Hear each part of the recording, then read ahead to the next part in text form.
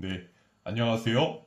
오늘은 산업기계설비기술사 제111회 제3교시 5번 문제를 풀어보도록 하겠습니다. 먼저 문제를 읽어보면 5번 축의 직경은 강도 및 강성도를 기준으로 하여 결정할 수 있다. 축의 직경 결정을 위한 강도 설계와 강성도 설계의 차이를 비교 설명하시오 되어 있습니다. 먼저 문제를 써보는 걸로 시작을 해보도록 하겠습니다.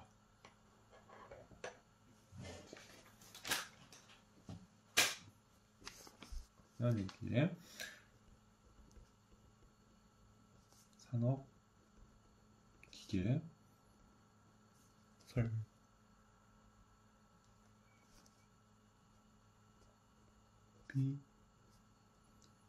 설비기술사 제111회 제3교시 05번 문제고요. 문제들의 키워드를 써보면은 축, 직경, 강도, 강성도,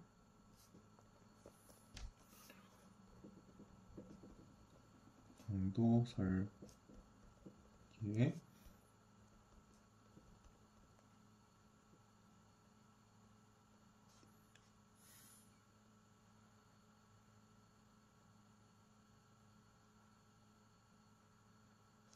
강성도 설계입니다.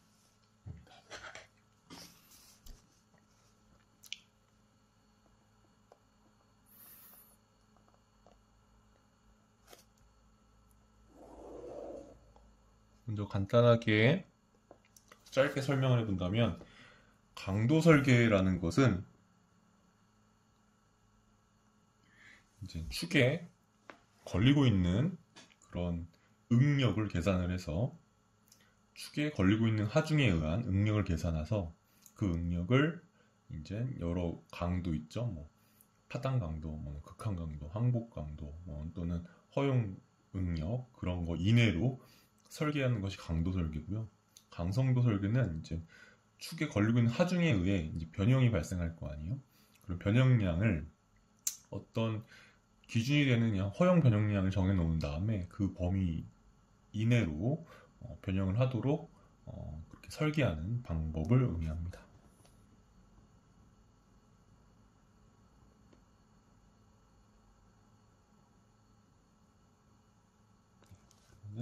오늘 제가 어떻게 문제를 풀어나갈 거냐면 먼저 괄호 1번 강도 간단하게 얘기할 거고요. 다음에 2번 강성도가 무엇인지 간단하게 설명할 거고요. 강성도라고 보기보다는 강성이라고 더 많이 표현하죠. 3번 강도 설계, 4번 강성도 설계, 그리고 5번 축에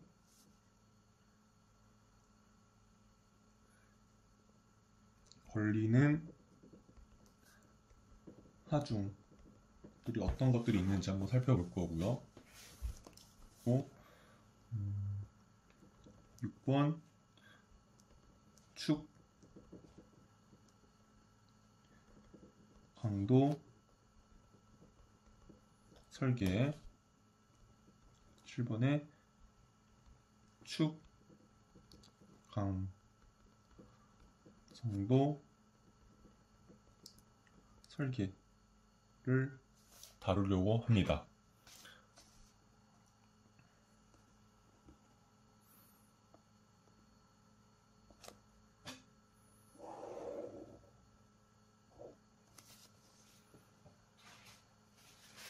그러면 먼저 강도 설명해 보도록 하겠습니다.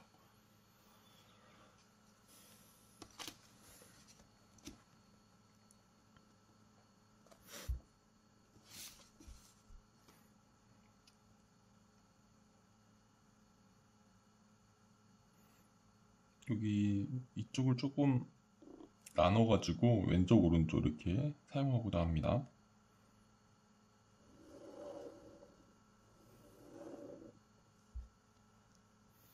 이 정도 끝까지 다 써볼게요. 한번.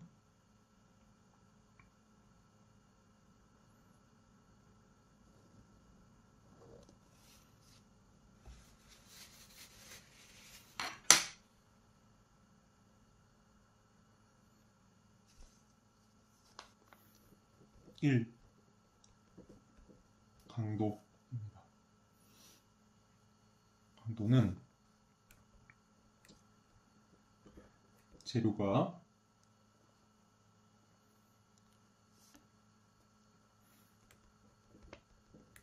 파단이나 항복에 저항하는 성질이라고 볼 수가 있습니다.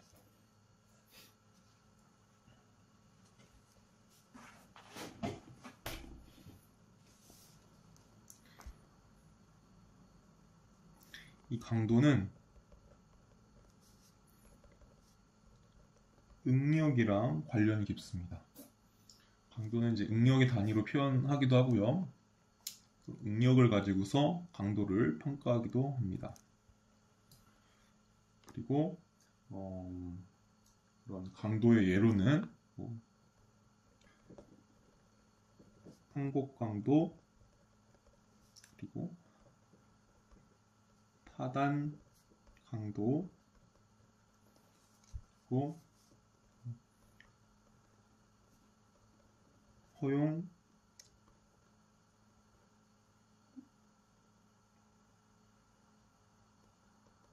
응력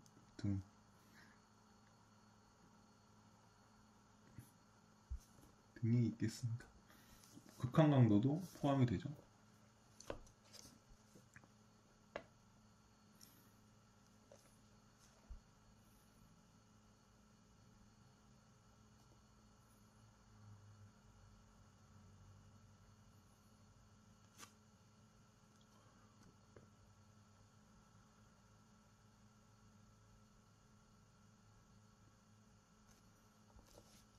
그리고 강도의 단위는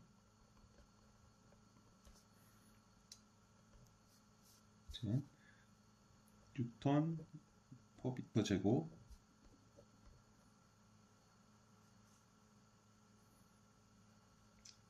또 파스칼, 이런 단위로 표현을 합니다.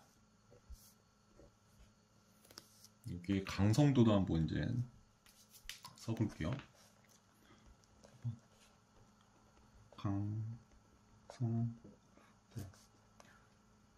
강성도는 일단 강성이랑 같은 말이고요. 그리고 또 스프링 상수라고도 이제 표현하기도 합니다. 같은 말입니다. 얘는 재료가 파단이나 항복계가 아니라 변형에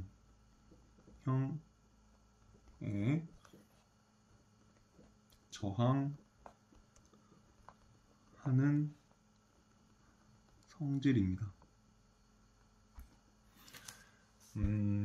이제 기계공학을 졸업한 사람들도 이제 관심을 가지고 이제 생각해보지 않으면은 강도랑 강성을 많이 헷갈립니다.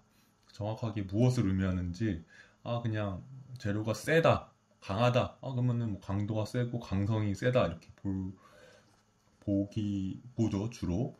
근데 엄밀히 말하면 강도라는 것은 얘가 이제 파단이나 항복, 어떻게 보면 파괴죠. 이런 파괴에 저항하는 성질이고요. 강성도는 파괴랑은 좀 다른 변형. 어떻게 보면 변형도 파괴될 수 있는 파괴라고 볼 수 있지만 얘는 변형에 저항하는 성질이라는 것입니다. 구분을 명확하게 하면 좋겠습니다. 제가 이제 여기 밑에다 또 예시를 쓸 거거든요. 그러면 조금 더 이해가 더 다가오실 거예요. 강성도는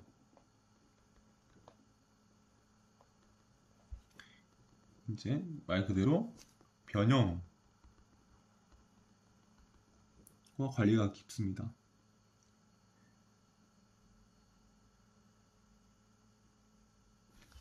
강도는 이제 응력과 관련이 깊고 강도는 응력의 단위로 표현을 할 수 있죠. 근데 강성도는 변형의 단위로 표현되는 거 아니고 변형이랑 관계가 깊습니다. 그래서 이렇게 썼고요. 얘는 예시가 뭐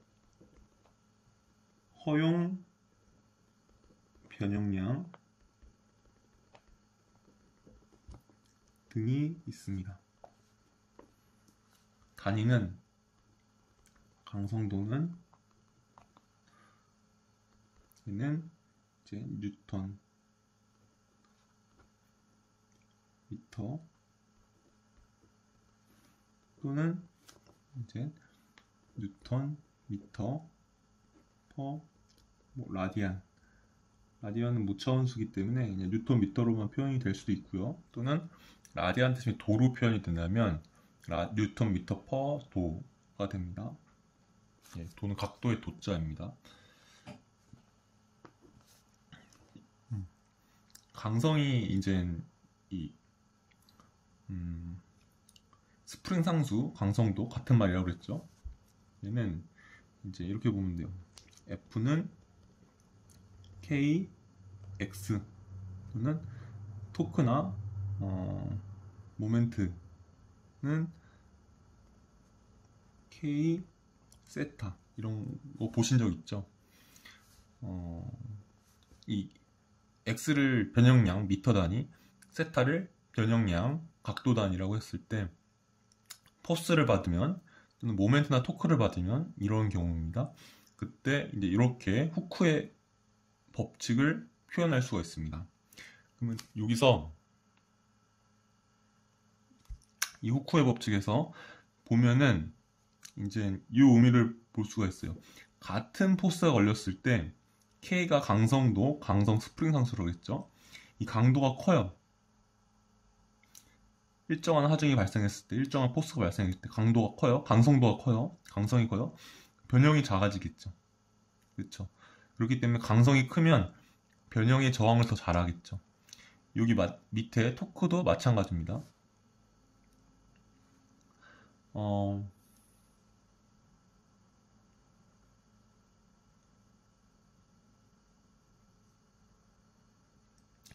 여기도 일정한 토크가 발생을 하고 있어요. 그러면 여기에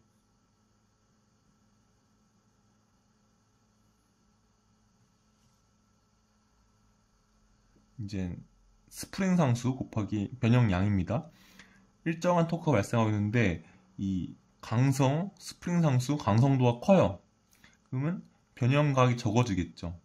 그러면 강성이 클수록 변형이 덜하니까 변형의 저항을 더 잘하는 거죠. 강성이 큰 게 변형에 대한 변형량을 줄이니까 변형에 대한 저항이 더 커지는 걸 의미하는 거죠. 이 그래프를 통해서 이제 이렇게 강성도는 그냥 마냥 세다 강하다 이런 게 아니라 이 X 세타 후크의 법칙을 보면 X 세타를 보면은 그 앞에 있는 상수가 이제 강성이니까 강성이 세면 일정한 하중이 발생했을 때 변형이 적구나. 그래서 강성이 세면 변형에 저항하는 성질이 더 세지는구나. 이렇게 쉽게 맞출 수가 있겠죠. 그래서 이거 기억해 두면 좋으시고요. 여기서 알 수 있다시피 단위는 K의 단위라고 보시면 돼요. 그러면은 뉴턴 퍼 미터가 될 것이고요. 여기서도 뉴턴 미터 퍼 라디안이 되겠죠.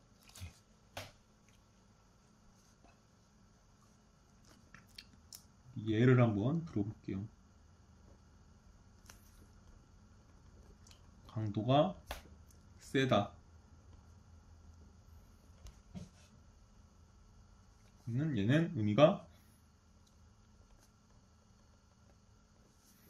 하중이 작용하더라도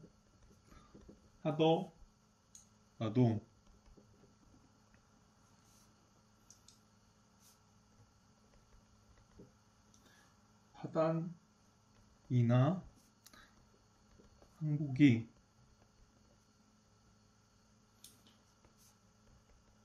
잘 일어나지 않는다. 이렇게 보시면 되고요. 여기는 예를 들어서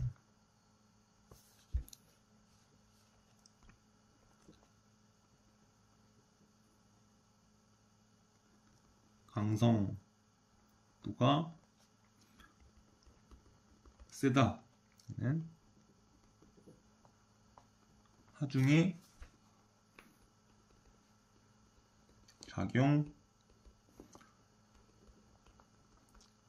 작용하더라도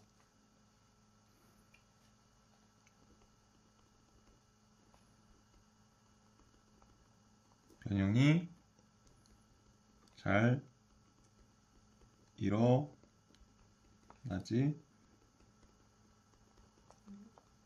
않는다가 되겠죠. 강도가 세다. 그러면 파단이나 항복의 저항을 더 잘하겠죠. 그렇기 때문에 강도가 세면 하중이 작용하더라도 파단이나 항복이 잘 일어나지 않는다. 강성도는 강성도가 세다. 그럼 하중이 작용하더라도 변형이 저항하는 성질이 있기 때문에 변형이 잘 일어나지 않는다. 이렇게 보시면 되겠죠.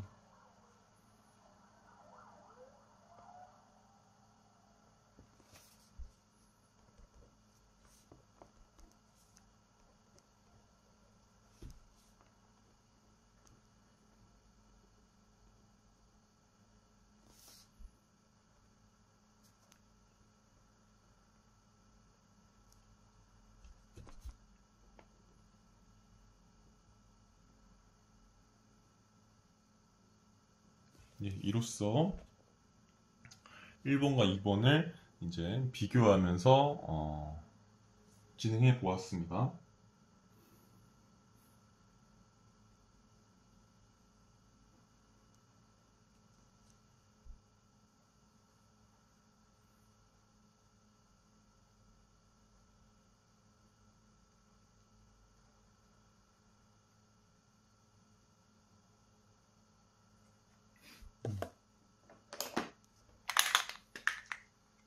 강성도는 변형보다는 변형량이라고 표현을 할게요. 화이트를 좀 지워주겠습니다.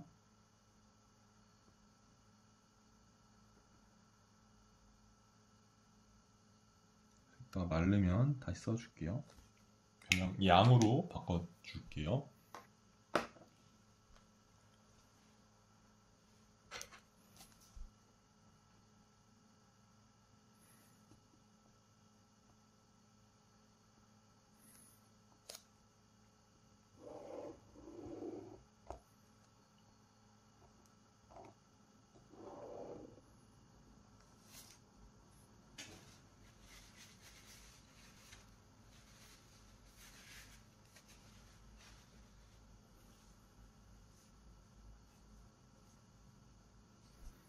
그리고 이제 3번 강도 설계입니다.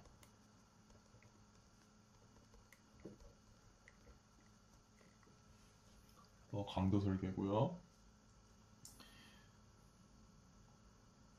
얘는 이제 응력을 허용 응력 이내로 제한하는 설계입니다.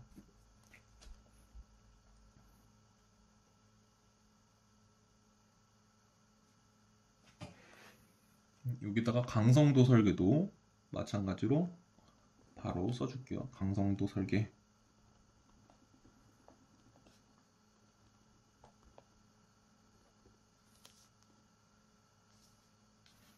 강성도 설계. 그러면 얘는 이제 변형량이겠죠. 변형량을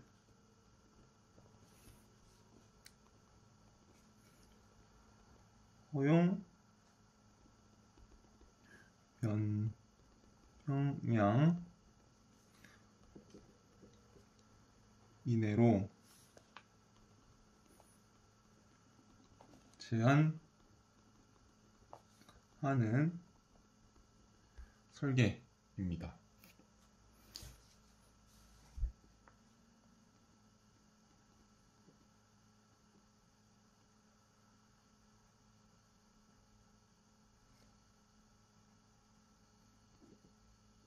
됐습니다. 여기 써줬죠. 변형량이라고.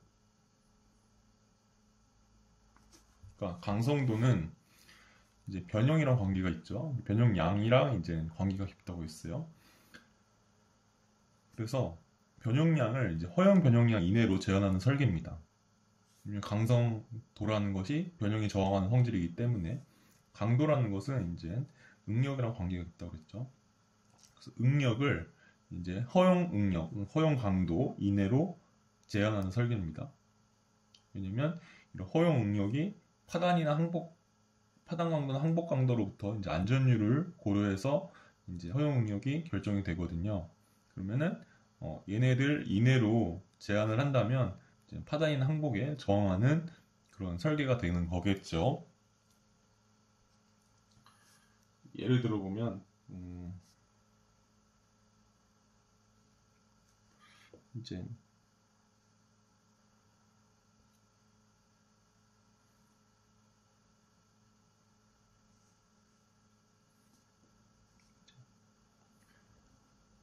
시그마는 축방향 하중 시그마라고 할게요. 시그마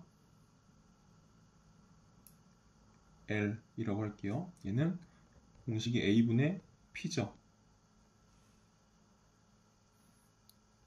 하중을 P라고 했습니다. 얘는 시그마 A allowable 스트레스 작도로 설계하는 것이 이제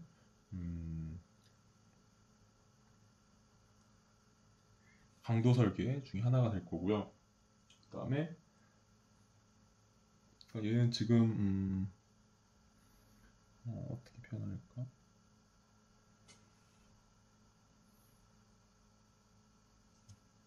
여기다가 축방향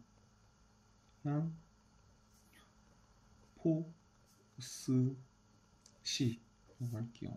축방향 포스가 발생하고 있을 때는 이렇게 식을 보시면 되고요.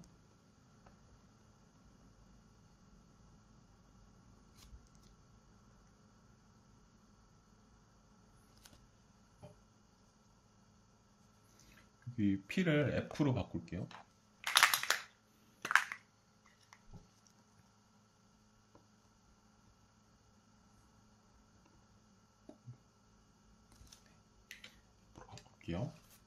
보시면 되고, 또 이제 뭐 비틀린 방향 이제 뭐 모멘트가 발생할 때 그때도 한번 예를 들어 볼게요.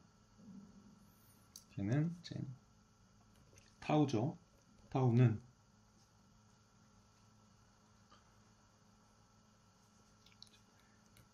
G AP분의 TL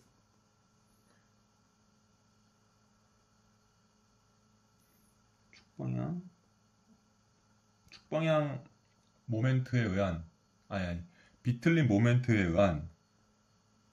비틀린 모멘트는 토크죠. 토크에 의한 응력은 전단 응력이죠.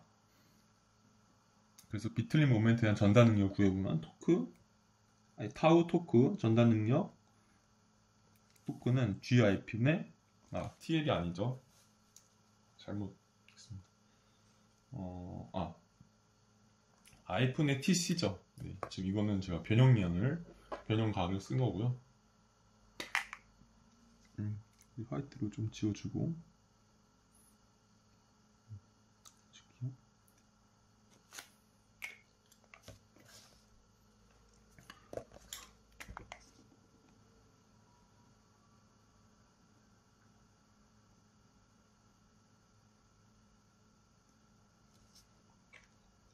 방금 썼던 거는 이제 토크가 발생할 시에 변형각 이 공식을 보시면 되고요. 그럼 옆에다가 제가 써 드릴 거예요. 그래서 지금은 이제 그 걸리는 전단 응력 공식을 써줄 거예요. 먼저 여기 화이트로 좀 마르는 동안에 여기를 강성도 설계를 먼저 쓸게요. 먼저 축방향 포스입니다. 그러면은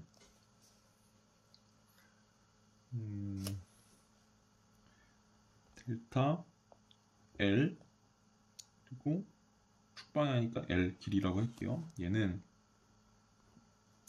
이제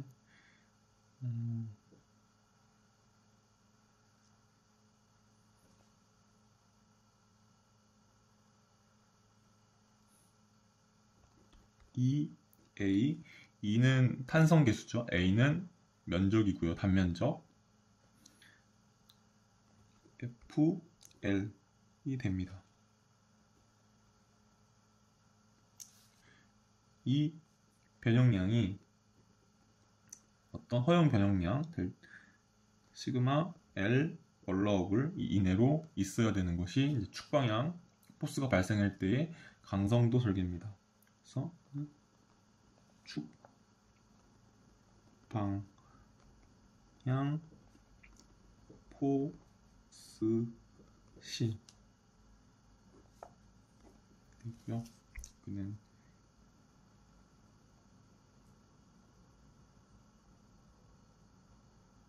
A분의 F 써줬습니다. 요게 강도 설계, 요게 강성도 설계가 됩니다. 이런 식으로 공식을 세워놓고서 우리가 필요하는 축 직경이라면은 여기 A의 축 직경에 대한 그런 변수가 들어가겠죠. 이런 식으로 구하면 이걸 만족시키는 축 직경을 구할 수가 있는 거죠. 여기도 마찬가지로 A의 축 직경이 들어가겠죠. 그래서 이거를 만족하는 이제 공식을 풀게 되면은 이제 강도 설계를 만족시키는 축 직경을 구할 수가 있겠죠. 이제 비틀림은 써줄게. 여기 말랐으니까 얘는 IP는 이제 극관성 모멘트죠. F분의 TC C는 이제 중립축 길이입니다. 중립축 길이고요.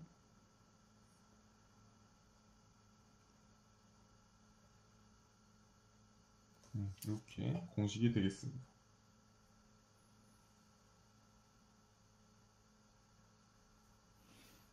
얘는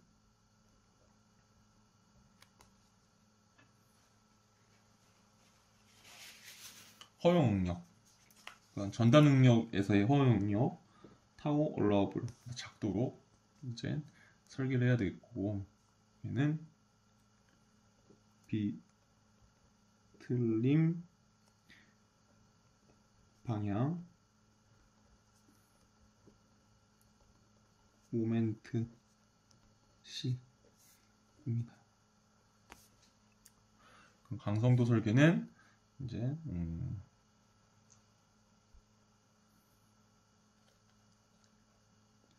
세타, 얘는 이제 토크니까 돌아갈 거고요. 각도가 세타 t는 이제 GIP분의 TL이 됩니다. 혹시 이 공식들 요거 알고 계신가요? 밑에다 좀 한번 다시 유도해 드릴게요. 지금은 바로 쓸게요. 이렇게 하면은 토크가 걸릴 때, 그리고 길이가 L인 축인 경우에 또는 보인 경우에, 그리고 전단 탄성 계수가 이제 가로 탄성 계수가 G라고 했을 때, IP는 극관성 모멘트라고 했을 때 이렇게 구해집니다. 얘는 세타 글로벌 허용 변형각이 있으면 이렇게 놓고 풀면 됩니다. 그러니까 얘 강도 설계에서는 비틀림 모멘트에 의한 그런 전단 능력이 IP의 축 직경이 들어가겠죠. 만약에 축 강도 설계면은, 그러면 요걸 만족하는 그런 부등식을 풀면 거기에 만족하는 축 직경을 설계하게 되는 것이고요. 여기서는 요 공식 자체가 비틀림 모멘트가 발생했을 때의 변형량 또는 변형각을 구하는 공식이기 때문에 그것이 허용 변형각보다 작다라는 부등식을 놓고서 이제 보면은 축 직경은 여기 들어갈 만한 데가 IP에 들어가겠죠. 들어가면은 만약에 IP에 들어간 축 직경의 변수다 그러면은 그 변수가 이 부등식을 통해서 만족되는 그런 축 직경을 계산할 수가 있겠죠. 얘도 비트림 방향 모멘트 시입니다. 예, 그래서 강도 설계, 강성 설계 어떤 개념인지 간단하게 써보았습니다.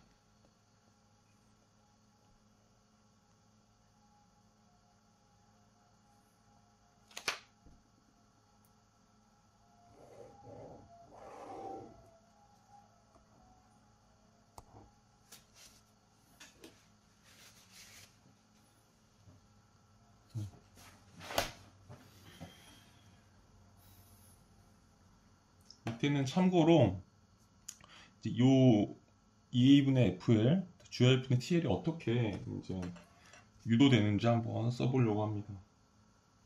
그래서 여기다가 이제 간단하게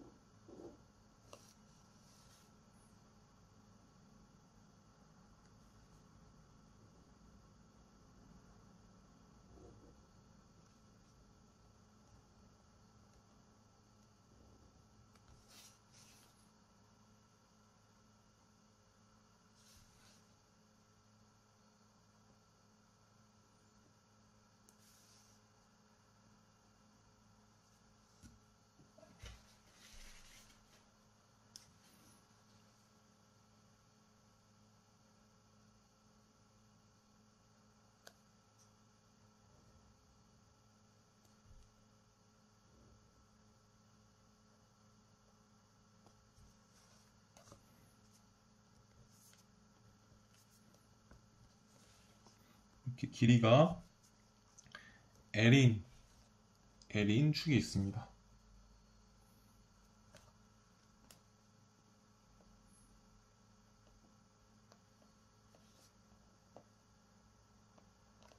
이 축에는 F만큼의 축방향 하중이 발생하고요.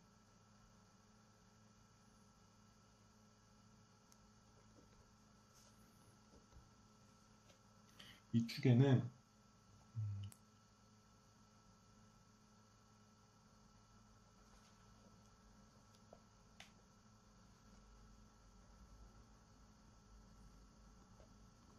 이런 토크 그리고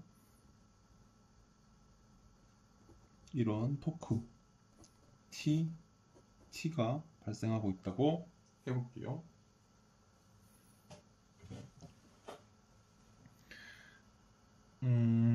이 같은 경우는 먼저 응력은 시그마는 A분의 F죠. 또 다른 시그마가 있어요. 시그마는 이 입실론이 있어요. 이건 후크의 법칙이죠. 그리고 입실론은 L분의 델타 L 그리고 L이죠. 예. 그러니까 여기서 1로 더 늘어난 그런 길이가 이 델타 L입니다. 그리고 변형률은 원래 길이에 대한 늘어난 길이이기 때문에 이렇게 이루어지고요. 이걸 가지고서 이걸 유도할 겁니다. 여기서는 어떻게 유도하면은 여기 같죠? 여기도 이렇게 옵니다. 타우는 극관성 모멘트 분의 토크, 그 다음에 중립축 길이 C가 되고요. 그리고 후쿠의 법칙, 그러니까 지금 이것도 후쿠의 법칙이지만 얘도 후쿠의 법칙입니다. 얘는 포스에서 후쿠의 법칙, 얘는 응력에서의 후쿠의 법칙입니다. 여기도 후쿠의 법칙을 보면은 타우는 이제 G 변형각 감마가 되고요. 그리고 이런 관계식이 있습니다. 여기를 볼게요. 여기를 이렇게 토크를 돌려요. 토크를 돌리다 보면은 돌리는 거에 의해서 이제 여기서 이렇게 있던 직선이 이렇게 갈 거죠. 그리고 또 이쪽 단면에서 보면은 이제 이렇게 돌아갈 거예요. 그 관계식이 여기가 뭐냐면 여기서 이렇게 돌아가는 그 각도는 이쪽 단면에서 봤을 때 이렇게 돌아간 각도에 의한 길이랑 같은 겁니다. 그러니까 여기서 돌아가는 그 길이랑 여기서 만나는 그 돌아가는 길이 호에서 그 길이가 같은 거예요. 제가 뭐 추가적으로 더 그림은 안 그릴 거예요. 이제 요거 구하는 거는 재료역학에 이제 명시가 되어 있기 때문에 만약에 부족하시면 그걸 잠깐만 보시면 됩니다. 이 공식이 뭘 의미하는지요. 그래서 얘는 하나의 관계식은 더 있는데 L 감마 이꼴 여기서는 반지름 R이라고 하면은 R 세타 이렇게 됩니다. 그러니까 여기서 이렇게 돌렸을 때 이쪽에서 보는 단면에서는 L 감마만큼 그 호의 길이가 발생하겠죠. 변형된 호의 길이. 이쪽 단면에서는 이제 반지름 곱하기 세타 곱한 것이 이제 그 호의 길이가 되겠죠. 그렇게 풀어놓은 겁니다.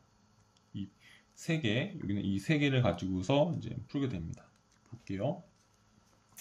그러면 A분의 F는 2 입실론이고, 그쵸? 이거 두 개 갖다 놓고 푼 거예요. A분의 F는 2 곱하기 입실론을 그대로 써줍니다. L 델타 LL 이렇게 풀게 됩니다. 그러면 정리하면 델타 LL은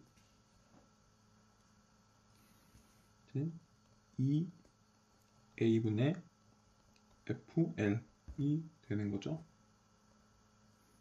어려운 거 없습니다. 여기서도 똑같이 IP분의 TC는 G 감마랑 같고요. 다시 IP분의 TC는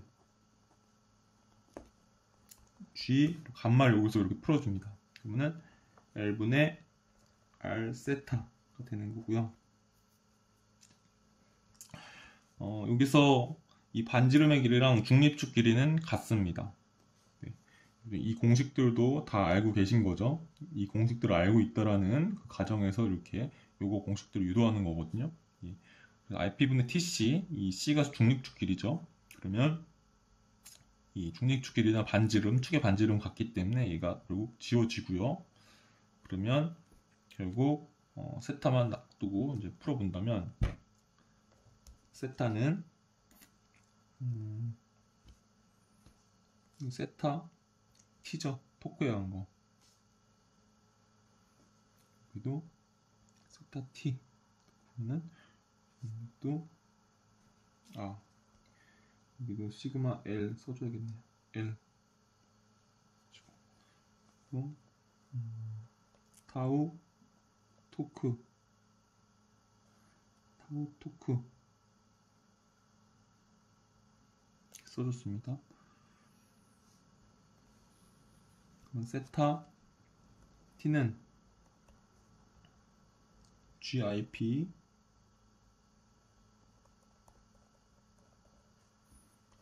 TL 이렇게 계산이 되게 됩니다.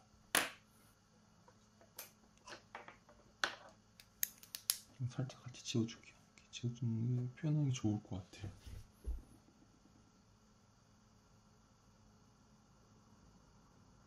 그래서 요 공식이 이렇게 유도가 됩니다.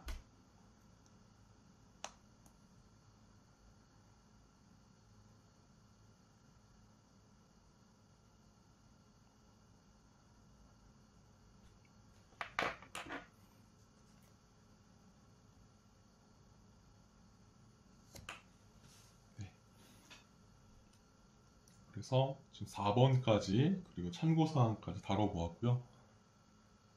이번엔 이제는 5번, 6번, 7번을 한번 해보겠습니다.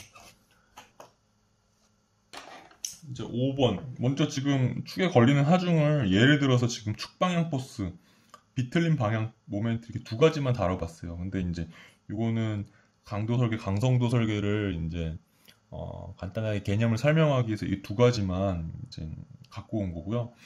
축에 걸리는 하중을 다 이제 나래뷰를 해야 돼요. 축에 걸리는 하중은 이 축방향 포스도 있겠지만 축 즉각 방향 포스도 있을 거고요. 그리고 비틀림 방향 모멘트만 있는 게 아니라 굽힌 방향 모멘트도 있을 거예요. 그렇게 4개가 대표적인 하중입니다. 그래서 5번 축에 걸리는 하중 보시면 되고요. 1번 이쪽에서의 그 하중 개념, 이쪽에서 하중 개념이랑 조금 다르게 써볼게요. 여기는 정하중, 2번 동하중 관점에서 축에 걸리는 하중을 볼 수가 있고요. 또 하나는 이제 여기서 얘기했던 것 같이 1번 축 방향 포스, 2번 축 직각 방향 포스, 3번 굽힘 방향 모멘트 있을 것이고요. 4번 비틀림 방향 모멘트가 있겠죠.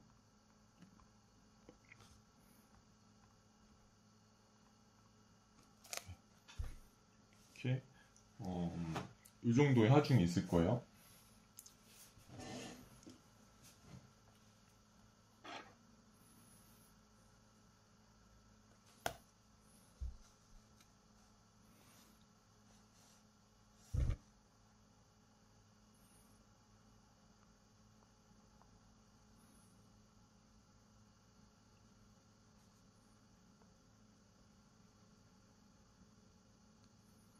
하나, 둘, 셋, 넷 그려볼 거고요.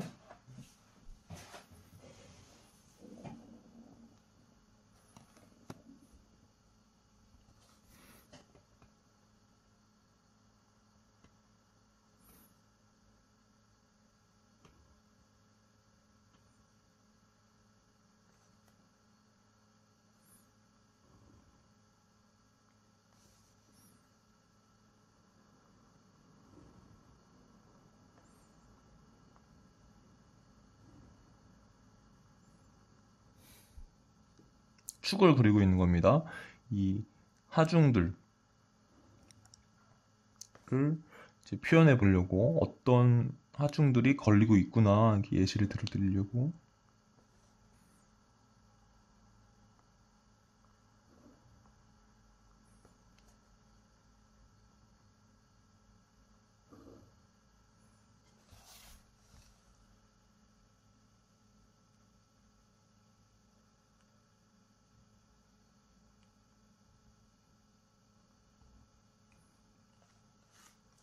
됐고요.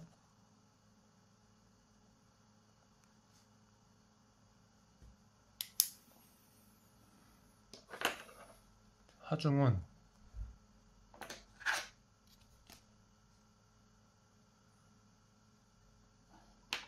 빨간색으로 그려볼게요.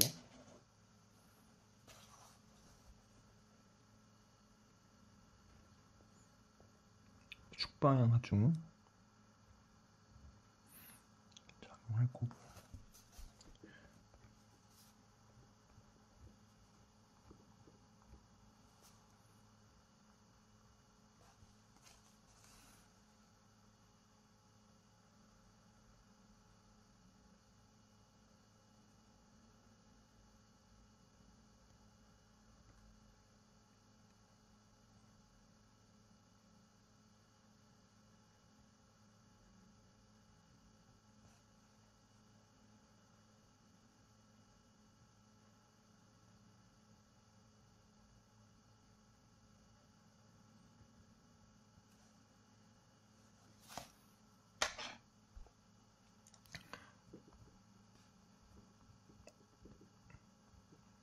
이렇게 축 직각 방향 포스가 발생할 수도 있고요.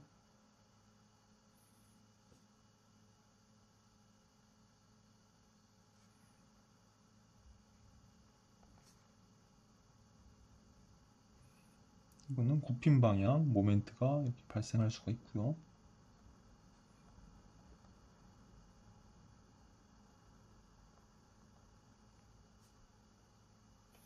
여기는 이제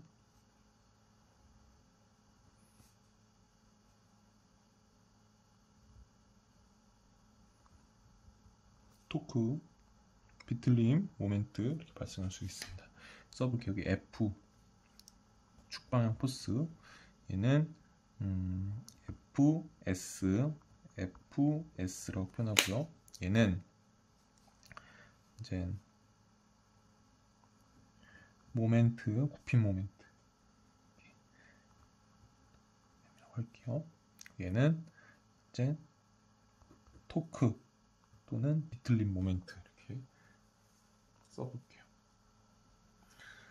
지금 얘는 1번에 되는 거 축방향 포스죠. 얘는 축직각 방향 포스, 얘는 굽힌 방향 모멘트, 얘는 비틀림 방향 모멘트 이렇게 써보았습니다.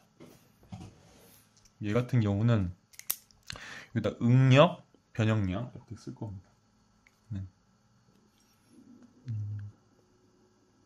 시그마 L은 이제 A분의 F가 되죠. 이 같은 경우는 이게 전단력으로 발생하기 때문에 타우 S는 이제 A S분의 F S가 되겠죠. 이 굽힌 모멘트에 의한 그런 스트레스는 이제 굽힘력 시그마 B 밴딩 스트레스 이꼴 I분의 I는 단면 2차 모멘트죠. I분의 MC, C는 중립축길이죠. 그리고 토크에 의한 비틀림 모멘트에 의한 응력은 전단 응력이죠. 타우 토크 이꼴 여기는 단면 2차 모멘트지만 여기는 극관성 모멘트죠. IP 네, T, C, C는 중립축길이 이렇게 응력들이 계산이 되죠. 이 응력들을 통해서 강도 설계를 하는 겁니다. 축 강도 설계. 그러면 이제 변형량을 한번 또 써볼게요. 시그마 L이랑 타우 T, 그러니까 축 방향 포스 그리고 비틀림 방향 모멘트에 의한 변형량은 이제 여기서 미리 써 놓았죠. 그대로 쓰면 됩니다.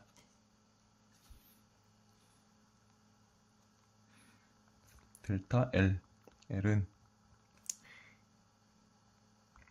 탄성계수, 단면적, 하중, 축방향 포스, 축 길이 이렇게 계산이 되고요. 이것부터 써주면은 세타 토크는 똑같죠.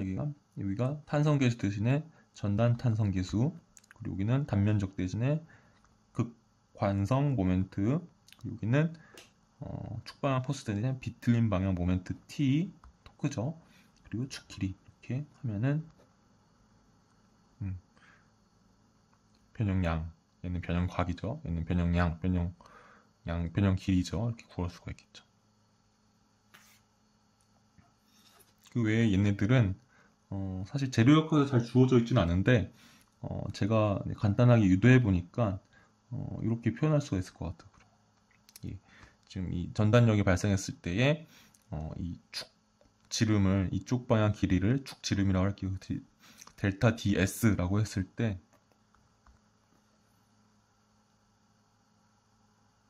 는 전단 탄성 계수 여기 면적 전단 방향에서 저항하는 면적 분의 전단력 fs 그리고 이 d 축 방향 길이가 아니라 원래 축직경 길이 d 이렇게 하면은 구할 수 있는 것으로 뭐 간단하게 제가 한번 개인적으로 유도해 봤고요. 요거는 이런 식이다 이렇게 하시면 될 것 같고 굽힌 방향은 이제 보통 각도를 우리가 처짐량 구할 때 이제 재력학 뒷부분에서 처짐 공식 구할 때 이제 y로 표현하거든요. 처짐량을 y 그리고 처짐각을 y 프라임이라고 합니다. 그래서 여기는 y 프라임이라고 표현해 볼게요. y 프라임은 이제 뭐가 있어요. 근데 이거는 from 이거 보셨죠? e i y 2 프라임 이꼴 마이너스 m x 이거로부터 나온다. 두 번 적분하면은 처짐량, 한 번 적분하면은 처짐각. 그래서 y 프라임 이렇게 이런 공식을 통해서 계산이 될 거고요. 이렇게 변형량 여기는 응력을 계산해 보았습니다. 계산은 아니고 공식을 써 보았습니다. 그래서 만약에 사실은 이 뭐든지 설계할 때 어떤 하중들이 걸리고 있는지를 전부 다 일단 나래비를 해야 돼요. 다 일단 써봐야 돼요. 왜냐면 만약에 우리 눈에 보이는 게 굽힌 방향 모멘트만 보여서 이것만 고려 설계를 하는데 곰곰이 나중에 생각해 보니까 뭐 다른 방향 하중들도 있어요. 그러면 설계가 잘못된 거죠. 처음부터 여기에 발생할 수 있는 모든 하중들을 다 일단 써놓은 다음에 그 모든 하중들을 견딜 수 있도록 설계를 해야 돼요. 근데 이럴 수는 있겠죠. 내가 모든 하중들을 다 이렇게 나래비로 했는데 여기서 나머지들은 미미하고 이 축방향 포스만 좀 지배적이더라. 그러면은 이제 축방향 포스에 대한 하중으로만 이렇게 계산을 해서 설계를 해도 되긴 하죠. 근데 이제 모든 방향 힘이 좀 골고루 어느 포션들에 그런 영향을 미치고 있다면 일단 모든 응력들을 다 계산을 한 다음에 그 응력들 중에서 뭐 방향이 같은 것들은 합성을 하고 방향이 다른 것들은 나중에 이제 최대 전단 응력설 또는 최대 전단 변형 에너지설 등을 이용을 해서 조합 응력을 구해서 이제 설계를 해야 됩니다. 그거 밑에다가 간단하게 써 드릴게요.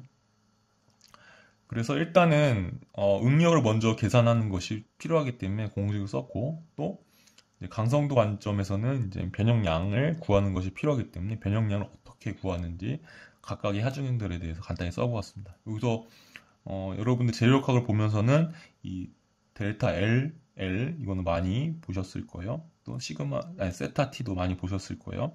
근데 델타 DS는 제가 추론을 해본 거고요. 개인적으로. 그리고 이 Y 프라임은 이제 처짐 공식에서 이제 이 처짐 공식이죠. 처짐도 여러 가지 방법이 있죠. 그 중에 하나가 이제 EIY2 프라임 이꼴 마이너스 mx로부터 적분을 해가는 것을 이제 처짐 구하는 공식이 하나 있죠. 여기서 처짐각은 이제 y 프라임 한 번 적분했을 때고 처짐량은 두 번 적분했을 때 이 되겠죠. 이런 식으로 우리가 재력학 베이스로 그런 응력이랑 변형량 구하는 방법을 이미 알고 있다라는 것을 요약해서 써드렸습니다. 축에 걸리는 하중들은 이렇게 보았고요.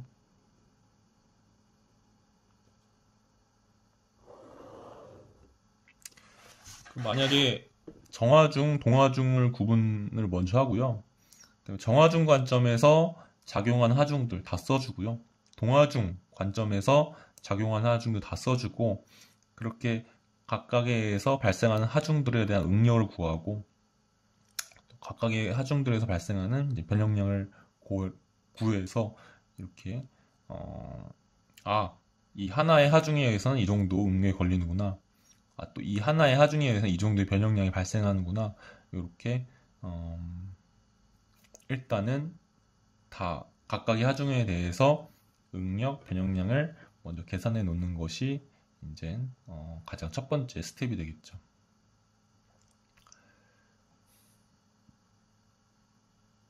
그 다음에는 이제 중첩의 원리를 써서 같은 방향의 그런 응력들은 더하고 또 같은 방향의 변형량들은 더하고 해서 이제 아마 변형량은 거기까지만 하면 될 것 같고요. 왜냐면 더 이상 조합하는 방법에 대해서는 보통 재료학이나 기계요소 설계에서는 이제 그렇게 다뤄지고 있지는 않아요.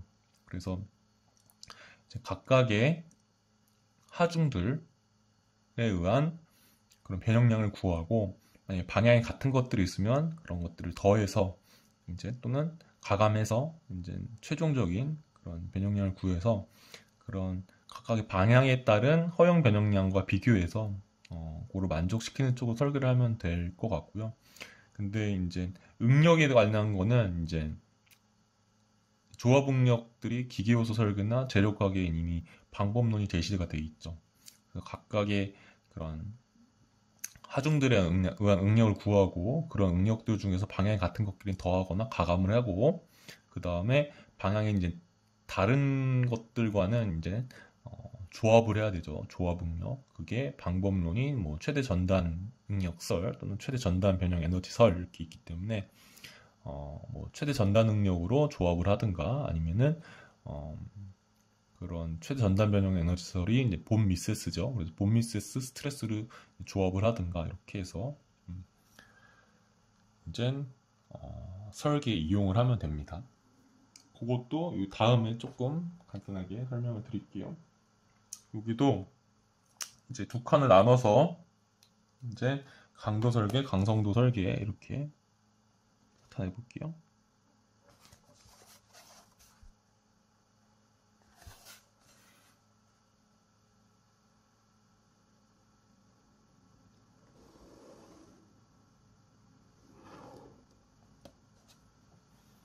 지금 이제 거의 1시간이 지나고 있습니다. 먼저 6번 축 강도 설계이고요. 7번 축 강성도 설계가 되겠습니다.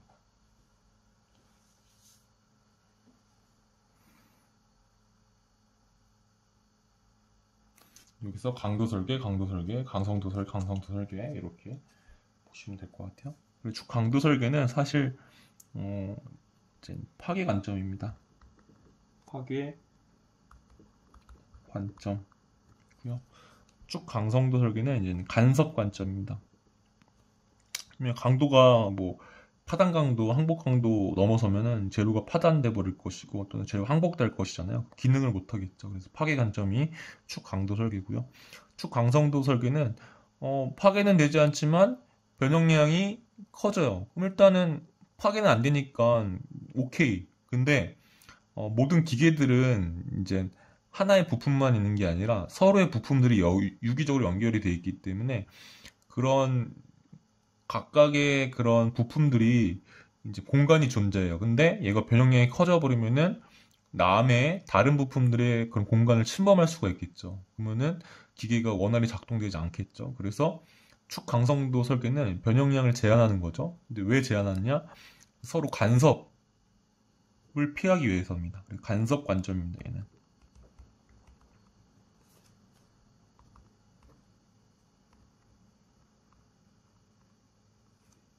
네. 어렵지 않죠?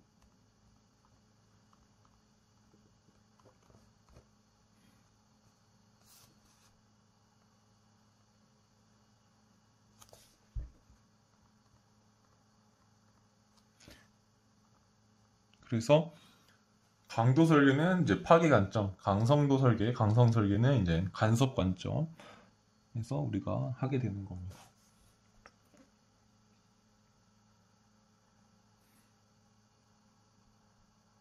1번 축 강도 설계. 시그마 L 축방향 포스죠. A분의 F. 이게 시그마 A보다 작다. 얼러브 스트레스죠. 2번 타우 S는 A S분의 F S죠. 이게 타우 얼러블 작다. 이렇게 풀면 되고요. 3번 굽힘 모멘트에 의한 굽힘 응력은 시그마 B는 I분의 MC. 얘는 허용 응력보다 작다. 이렇게 풀면 되겠죠. 4번 타우 토크 비틀림 모멘트에 의한 전단 응력입니다. 얘는 시어 포스 전단력에 의한 전단 응력이고요. 얘는 IP분의 TC 이렇게 되고요. 얘는 이제 타우 A보다 얼러브보다 작다. 이렇게 보시면 될 것 같습니다.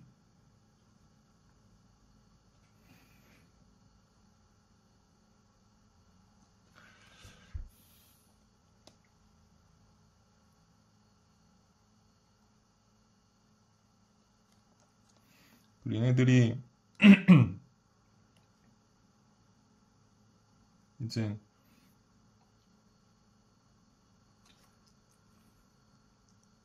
여러 개의 방향이 있는데 예를 들어서 이 롱지튜디널 방향의 스트레스의 방향과 이 밴딩 방향의 스트레스, 밴딩은 이제 뭐 어떻게 발생하고 있는지에 따라서 한쪽은 인장에 걸리고 한쪽은 이제 압축에 걸리죠.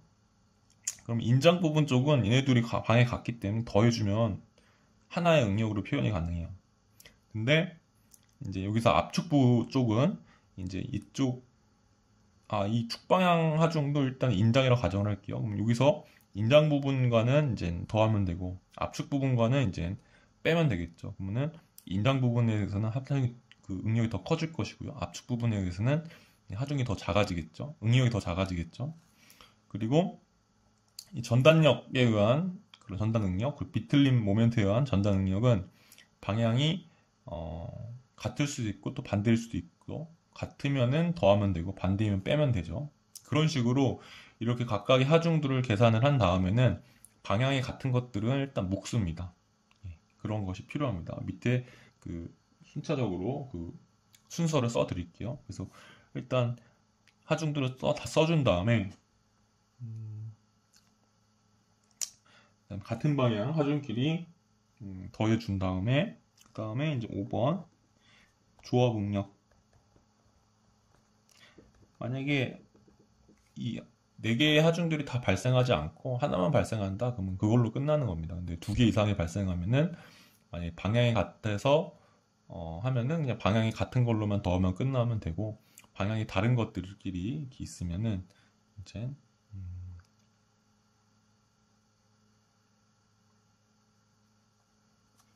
조합 응력을 계산을 해줘야 됩니다.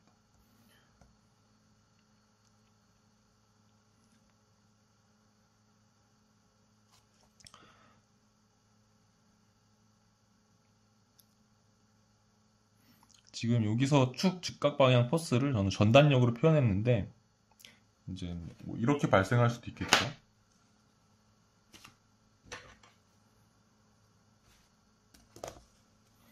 예를 들어서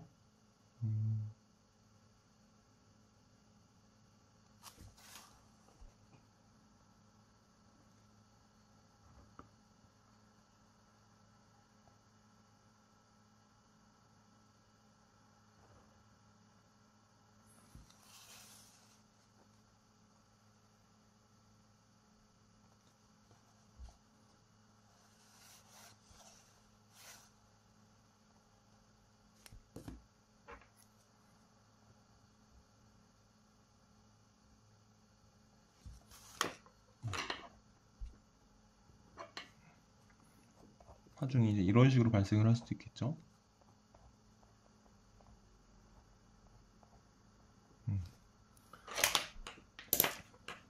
지금 저는 이제 여기에 걸린다고 이제 가정을 하고 전단력 처음에는 이제 축 직각 방향을 표현한 건데 또 이제 이런 식으로 힘이 발생한다면 이것도 축 직각 방향 포스입니다. 근데 얘는 전단 응력 관점으로 나왔지만 얘는 이제 축 방향 포스처럼 이제 이쪽 방향에 그런 스트레스가 나오겠죠. 그래서 어, 이제 어, 축 직각 방향도 이렇게 다양하게 있을 수 있는데 이제 지금 이 축에 걸리는 거는 보통 우리가 가장 이렇게 산업기기 중에서 많이 해당이 되는 게 얘를 펌프로 예를 들면 돼요.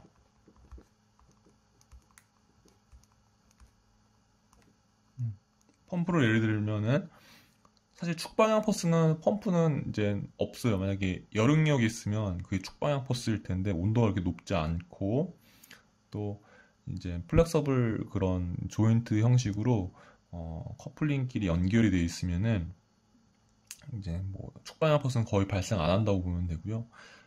축 직각 방향 포스는 발생하죠. 왜냐면 무게가 달려 있으면 이제 전단력이 발생하죠. 근데 임펠러 원심 펌프라고 보면은 이제 임펠러 회전차가 축에 달려 있죠. 그럼 거기서 축 직각 방향 포스 발생할 것이고요. 동일한 것에 의해서 굽힌 방향 모멘트 발생할 거죠. 그리고 펌프는 항상 그 원심력을 내기 위해서 돌아가야 되기 때문에 원심 펌프 예죠. 그러면 비틀린 방향 모멘트 토크도 발생하고 있죠. 그렇죠. 그런 관점에서 저는 축 직각 방향 포스를 이제 펌프에 이제 이런 방향 하중 작용하지는 않고요. 이제 이렇게 축직각 방향 포스 작용하기 때문에 이제 이런 식으로 이거를 축직각 방향 포스를 이제 전단력 관점에서 표현했습니다. 이렇게 보시면 되고요. 왜냐면 제가 조합 응력을 설명하려고 생각을 하다 보니까 제가 써놓은 그런 하중 방향들이 이쪽이 X 방향이라고 한다면 X 방향 하중밖에 없더라고요.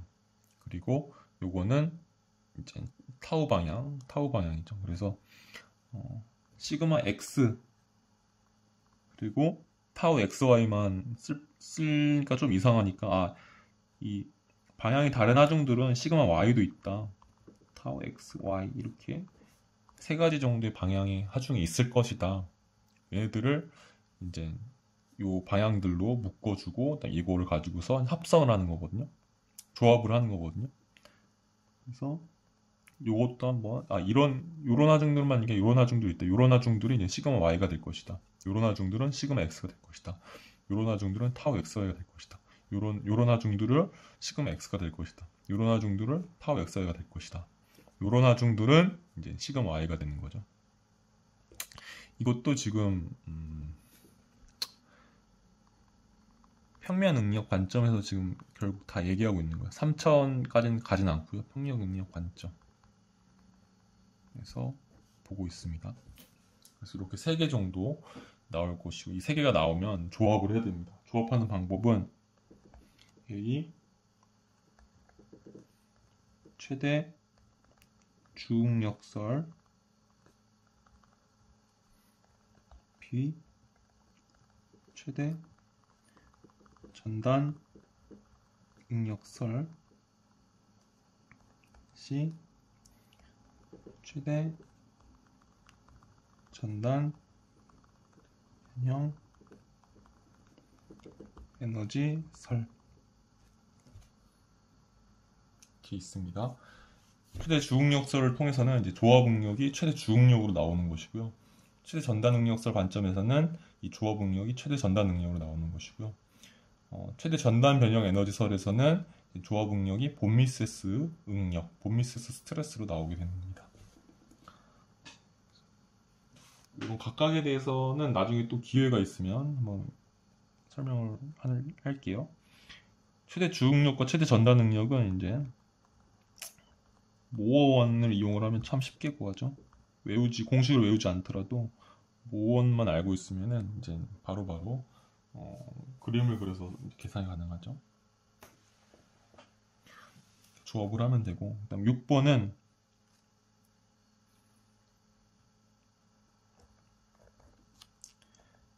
동하중 정화중이 아니라 동화중도 같이 발생하고 있을 때입니다.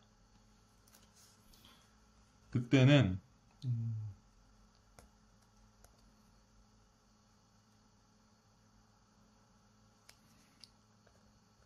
평균 응력, 응력 진폭 개념 아시죠? 평균 응력, 그리고 항복 응력, 그리고 응력 진폭, 그리고 피로 한도 이렇게 있거든요.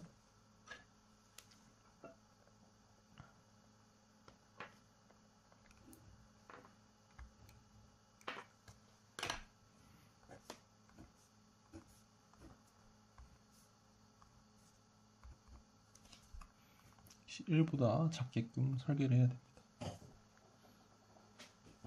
이게 이제 아슴의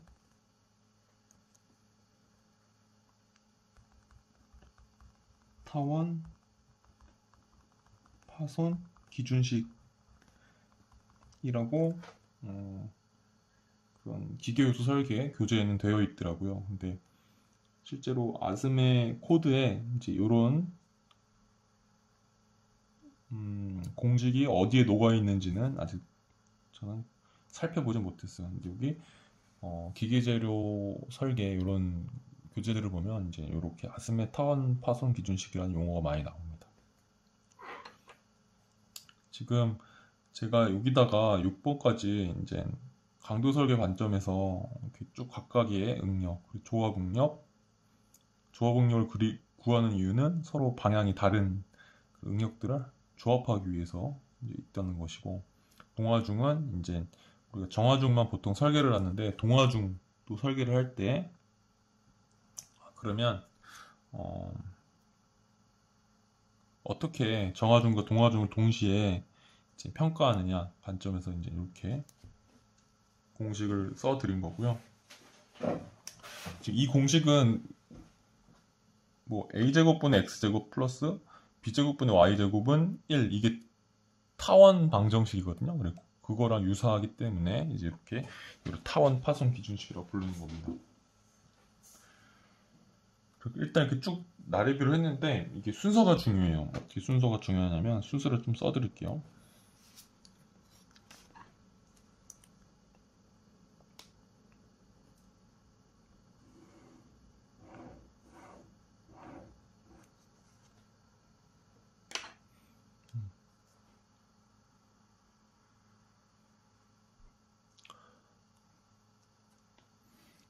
처음에는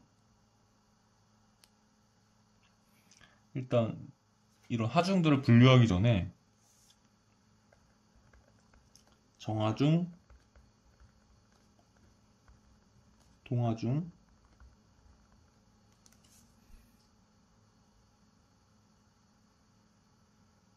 분류합니다.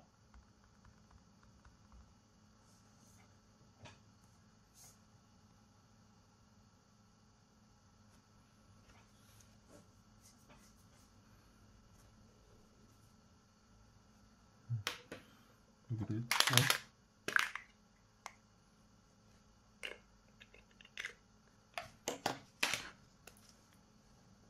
쭉 여기를 그냥 날려버릴게요.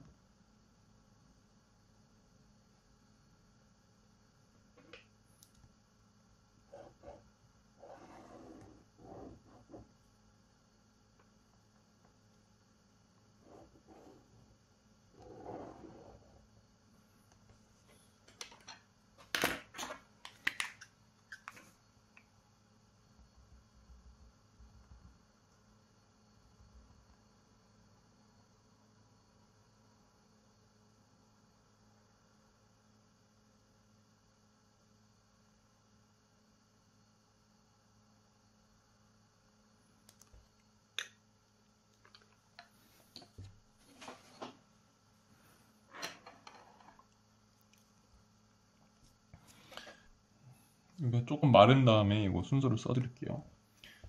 그 사이에 이제 조금 제가 왔다 갔다 하는 게 많죠. 네, 여러분들이 좀 헷갈릴 수 있긴 하지만 그 부분은 조금 양해 부탁드립니다. 강성도 설계도 관점을 볼게요. 축 강도 설계에서 이 4번까지를 여기다 똑같이 이제 대응해서 쓸 거예요. 4번까지 쓸 때 이제 요것들을 썼었죠. 그러면은 강성도 설계에서는 이제 요것들을 쓰면 되겠죠. 그래서 1번 델타 LL 얘는 델타 LA보다 늘어난 길인데 allow보다 작도록 설계를 하면 되고, 2번 델타 DS는 델타 DA 작도록 설계를 하면 될 것이고요. 3번 여기서는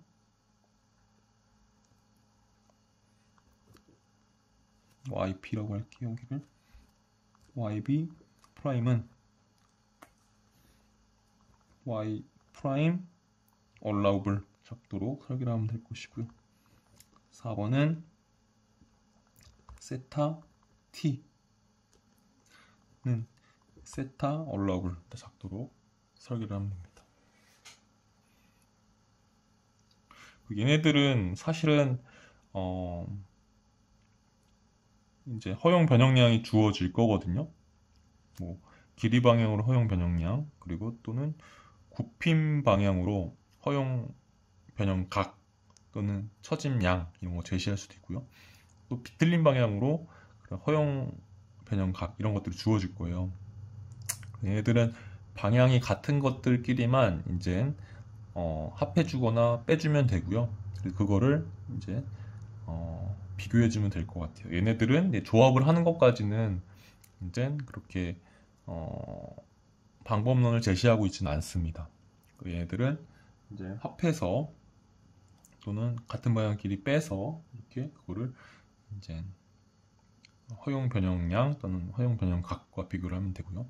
제가 오늘 이제 풀어드리는 거는 이제 숫자 이렇게 그런 예시들이 있지 아니라 그냥 그런 개념들을 위주로 설명하는 것이기 때문에 여러분들이 조금 이제 제가 하는 말이 어떤 말인지 조금 이해가 잘 되실까 조금 걱정이 되는 부분이 있어요. 근데 잘 되실 거라고 믿고 또는 이미 알고 있으신 내용이라고 믿고 이렇게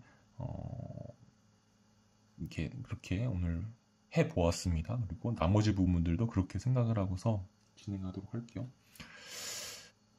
그래서 기계 요소 설계, 기계 재료 설계, 뭐 기계 설계 이런 과목들에 이제 여기 허용 변형량, 허용 변형각, 그래서 이제 허용 변형각 관점들이 조금 제시가 되어 있습니다.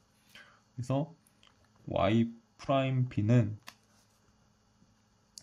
이제 1000분의 1 라디안 이제 이내로 설계하라, 또는 yb 처짐각은 3000분의 L 밀리미터 이내로 설계하라. 여기서는 L은 단위가 밀리미터입니다.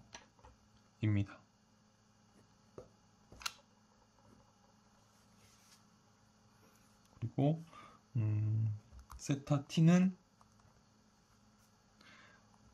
4분의 1 곱하기 L 도 이내로 설계하라 제시되어 있습니다. 그래서 이 단위 L은 밀리미터가 아니라 미터라는 거.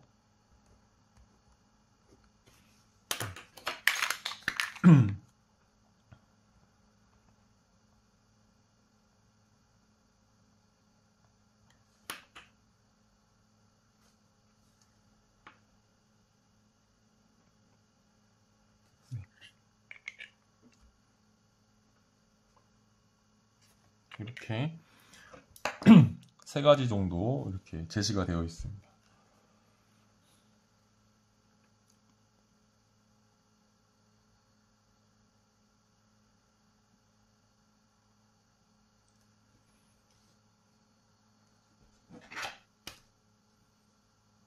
잘 보이시나요?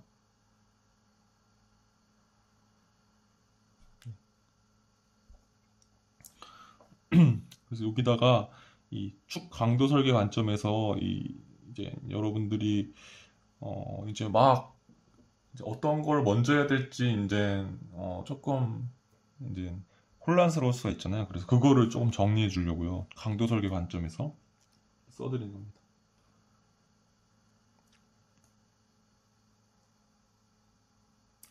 정하중인지 동하중인지 이제 모든 하중들을 분류를 하고요. 그리고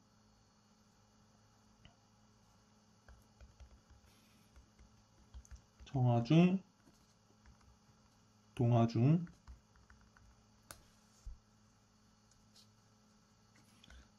각각에서도 이제 이렇게 하중을 분류를 합니다.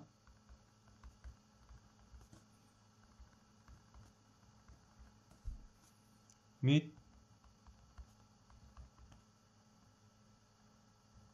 응력까지 계산합니다. 각각의 하중에 대해서.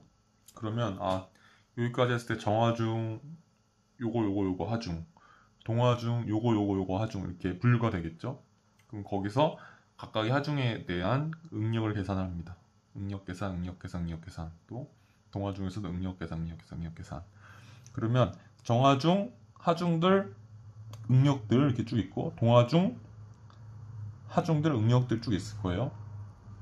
그러면 정하중,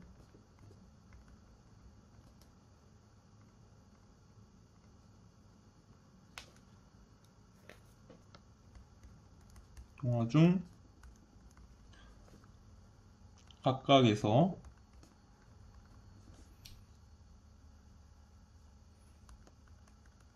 같은 방향,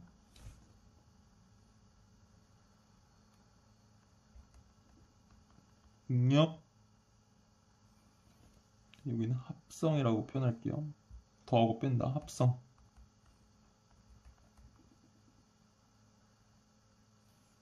하고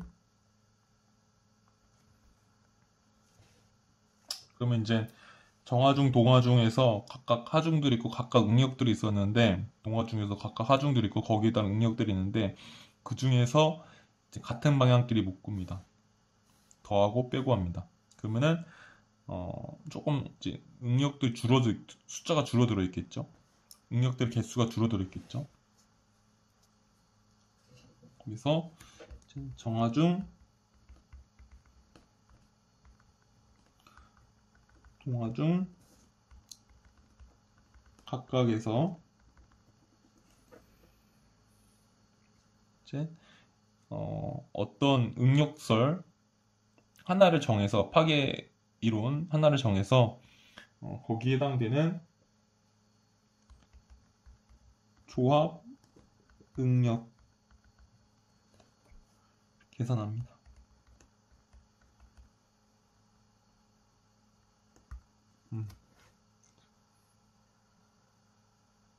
그러면 결국 정하중에서의 조합 응력 하나, 동하중에서의 조합 응력 하나가 나오게 되겠죠.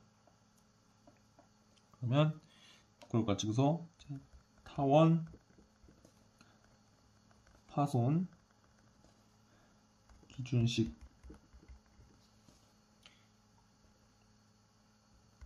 따라 검증합니다. 이렇게 순서가 됩니다. 그래서 처음에 1번, 2번, 3번, 4번, 5번 이렇게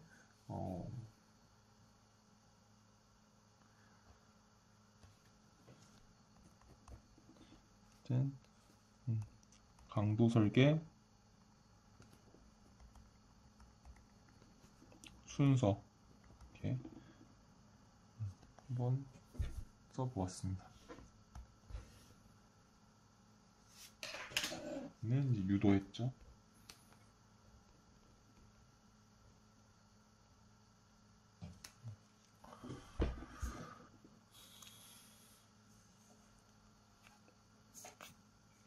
이게 조금 1시간 한 30분 정도 소요되면서 정리를 한번 해보았습니다.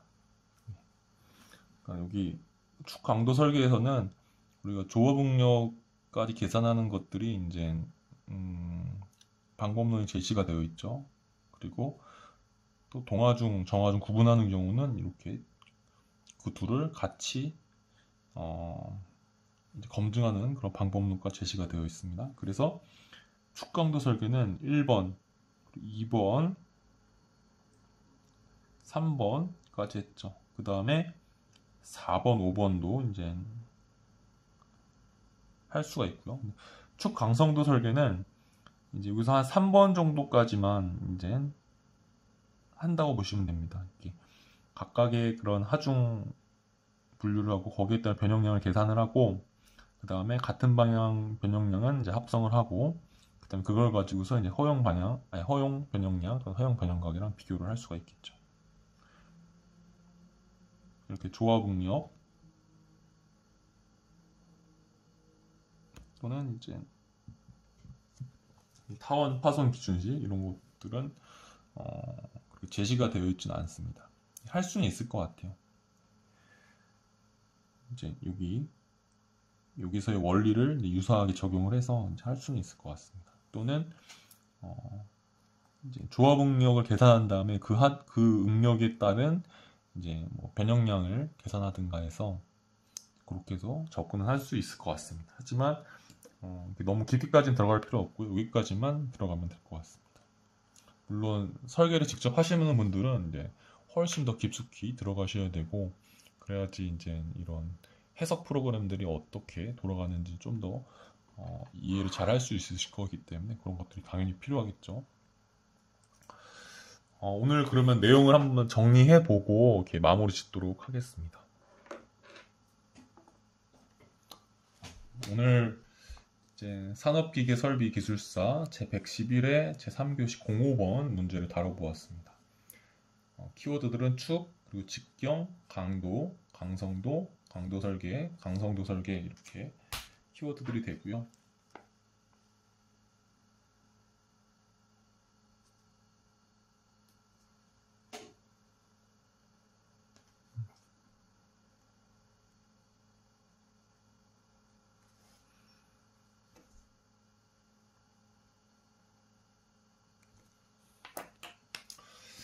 첫 번째는 강도 다뤄봤고요. 두 번째 강성도 다뤄봤습니다. 강성도는 강성이고 스프링 상수 동일한 말입니다. 강도 설계의 간단한 개념 4번 강성도 설계의 간단한 개념 짚었고요. 그리고 축에 걸리는 하중들이 어떤 것들이 있는지 일단 하나의 예시로서 나레뷰를 해봤습니다. 펌프를 생각해 보시면 될 거고요. 평면 응력 관점으로 이제 다뤄보았습니다. 3차원까지는 가지 않았고요. 그래서 축 강도 설계, 축 강성도 설계 했고요. 축 강도 설계는 이제 축이 파괴되지 않고 제 기능을 할 수 있도록 파괴 관점이라고 보시면 되고요. 축 강성도 설계는 이제 이런 기기들은 여러 부품들이 조합되어 있기 때문에 그런 서로 간의 부품들의 그런 활동 영역이 있습니다. 근데 그런 영역들이 어떤 강성이 좀 작으면 변형이 커질 거 아니에요. 그러면 간섭이 되게 되고 그런 이런 부품들이 원활하게 작동을 못하겠죠. 간섭 관점이라고 이해하시면 될 것 같아요. 강도는 파단이나 항복의 저항 그리고 강성은 변형의 저항 이렇게 보시면 될 것 같고요. 강도가 세다, 강성도가 세다. 파단이나 항복이 잘 일어나지 않는다. 변형이 잘 일어나지 않는다. 단위들도 중요하고요. 강도 설계는 허용력 이내로 그리고 강성도 설계는 허용 변형량 이내로 제한하는 설계입니다. 그래서 이런 간단하게 그런 방정식들이 예시가 되어 있죠. 이런 부등식을 허용 응력보다 작게, 허용 전달 응력보다 작게 설계하는 것이고요. 그리고 허용 변형량, 허용 변형각보다 작도록 이렇게 설계하는 것입니다. 요거를 유도하려고 이제 요거 유도를 했었죠. 그래서 시그마